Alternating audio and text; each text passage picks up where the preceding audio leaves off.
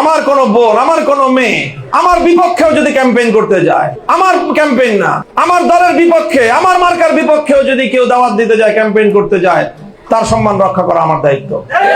খবরদার, তাকেও কেউ অপমান করবেন না, অসম্মান করবেন না, কোনো কটূক্তি করবেন না, কোনো অশালীন মন্তব্য করবেন না। যদি কেউ অশালীন মন্তব্য করেন, জানতে পারলে জিহ্বা টেনে ছিঁড়ে ফেলাম আমি, বলে দেব। এটা আমার পরিষ্কার কথা, এটা আমাদের স্পষ্ট বার্তা। মায়ের জাত সম্মানের জাত। যে জাতি তার মাকে সম্মান দিতে পারে না, সেই জাতি পৃথিবীতে কোনোদিন সম্মান অর্জন করতে পারে না। এমনকি আমি এটাও বলি, আমার কোন বোন, আমার কোন মেয়ে আমার বিপক্ষেও যদি ক্যাম্পেইন করতে যায়, আমার ক্যাম্পেইন না, আমার দলের বিপক্ষে, আমার মার্কার বিপক্ষেও যদি কেউ দাওয়াত দিতে যায়, ক্যাম্পেইন করতে যায়, তার সম্মান রক্ষা করা আমার দায়িত্ব। খবরদার, তাকেও কেউ অপমান করবেন না, অসম্মান করবেন না। মারামারি করতে হয়, পুরুষরা রাস্তায় গিয়ে মারামারি করবেন।